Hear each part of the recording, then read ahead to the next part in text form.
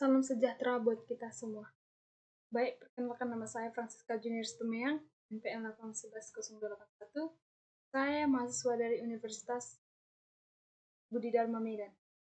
Saya akan mempresentasikan analisa pengelasan disemilyar baja tahan karat 304 dan 201 terhadap kekuatan impak dan makro dengan metode TIG.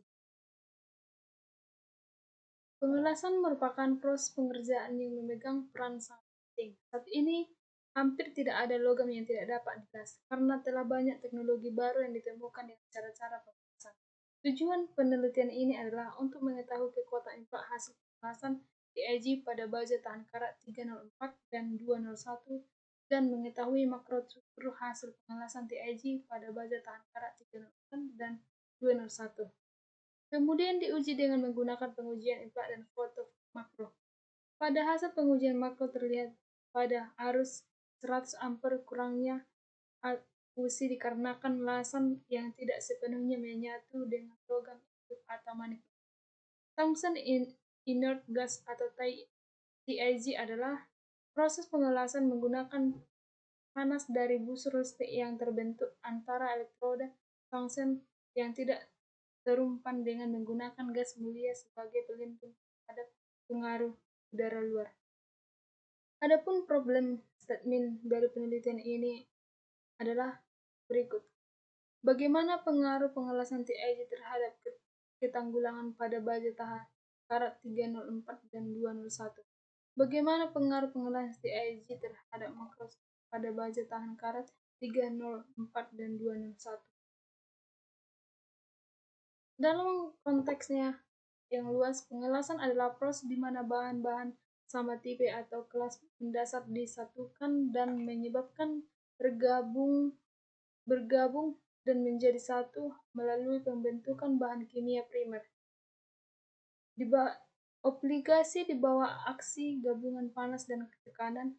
Dalam pengelasan TIG, flux digunakan dalam pengelasan karena berbentuk entruk dan bentuk korosi pada logam las. Tungsten memiliki suhu tinggi pada pencarian dan memiliki listrik yang baik konduktivitas sehingga membuat elektroda tidak dapat. Stainless steel merupakan baja paduan yang mengandung sedikitnya 11,5% krom berdasarkan beratnya. Stainless steel memiliki sifat tidak mudah terkorosi sebagaimana logam baja yang lainnya. Stainless steel berada dari baja biasa dari kandungan kromnya. Baja karbon akan terkorosi ketika diekspos pada urusan yang lembab. Besi dioksida yang berbentuk bersifat aktif dan akan mempercepat korosi dengan adanya pembentukan oksida besi yang lebih banyak lagi. Pengelasan adalah penyambungan tempat dari beberapa batang logam dengan menggunakan energi panas. Faktor yang mempengaruhi las adalah prosedur pengelasan yang tidak suatu perencanaan untuk melaksanakan penelitian yang di cara pembuatan konstruksi las yang sesuai rencana dan spesifikasi dengan menentukan semua hal yang dipedulikan dalam pelaksanaan tersebut.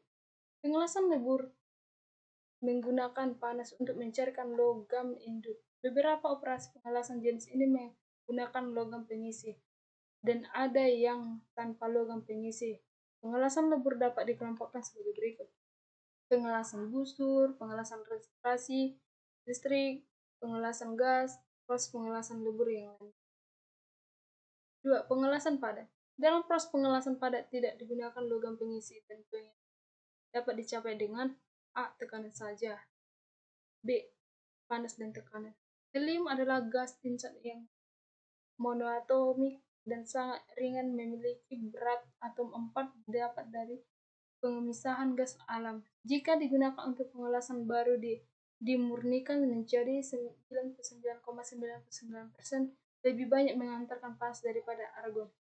Parameter utama pada pengelasan TIG adalah tegangan busur, arus pengelasan, kecepatan gerak pengelasan, dan gas pelindung. Jumlah energi yang dihasilkan oleh busur sebanding dengan arus dan tegangan yang dialirkan. Sedangkan jumlah bahan las yang dideposisikan pada satuan panjang berbanding berbalik dengan kecepatan gerak pengelasan. busur yang dihasilkan dengan gas pelindung helium lebih daripada dengan gas argon. Pengujian untuk mengetahui kekuatan dan cacat yang terjadi pada sambungan hasil pengelasan dapat dilakukan dengan pengujian merusak dan pengujian dan tidak merusak. Pengujian merusak dapat dilakukan dengan uji mekanik untuk mengetahui kekuatan sambungan logam hasil pengelasan.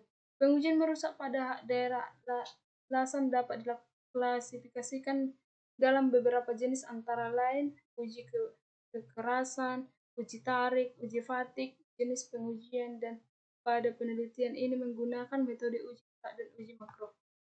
Uji implak adalah pengujian dengan menggunakan pembebanan yang cepat atau rapid loading. Pengujian implak merupakan suatu pengujian yang mengukur ketahanan bahan terhadap beban kejut. Inilah yang membedakan pengujian implak dengan pengujian tarik dan kekerasan di mana pembebanan dilakukan secara perlahan-lahan. Pengujian implak merupakan suatu upaya mensimulasikan kondisi operasi material yang sering ditemui dalam pelengkapan transportasi atau konstruksi di mana beban tidak selamanya terjadi secara perlahan-lahan melainkan datang secara tiba-tiba. Pengujian makro ialah proses pengujian bahan yang menggunakan bahan terbuka dengan tujuan dapat memeriksa celah dan lubang dalam permukaan bahan. Angka kelafidan pengujian makro berkisar antara 0,5 dan sampai 50 kali. Pengujian cara demikian biasanya digunakan untuk bahan-bahan yang memiliki struktur kristal yang tergolong besar atau besar kasar. Proses pengelasan makro dilakukan pada sambungan las untuk memperlihatkan hasil las serta daerah sekitarnya. Penampang melintang dari sambungan las diambil kemudian dihaluskan permukaannya sampai permukaannya mengkilat. Permukaan itu kemudian dietsa untuk melihat akibat proses las tersebut. Uji makro akan memperlihatkan: 1. Uji jumlah run yang digunakan untuk menyelesaikan sambungan. 2. Head effective zone. 3. Cacat las. Tingkat penetrasi dan daerah fusi. Untuk spesimen spesifikasi prosedur las, standar lulus ujinya adalah sebagai berikut. A. Pemeriksaan visual dari penampang lasan dan zona yang terpengaruh panas. Harus menunjukkan fusi lengkap dan bebas dari celah atau retak, kecuali indikasi linear di root atau slide tidak boleh melebihi 0,8 mm harus dapat diterima. B. Perbedaan panjang kaki-kaki lasan fill tidak boleh lebih dari 3 mm. C. Kecengkungan atau kecengkungan hasil lasan tidak boleh lebih dari 1,5 mm. Adapun penelitian terkait: 1. Pendidikan, tes kemampuan dasar. 3. Tes kemampuan akademik. 4. Bidang keahlian. Adapun metode penelitiannya dimulai dengan pengujian komposisi, pengukuran material, dan persiapan tes open. Las TIG dan varia kuat arus 80, 100 dan 120. Penelitian spesimen uji kompleks dari makro. 1. Pengujian, uji implak, dan uji makro. Analisa data, kesimpulan dan saran. Selesai. Sekian dan terima kasih.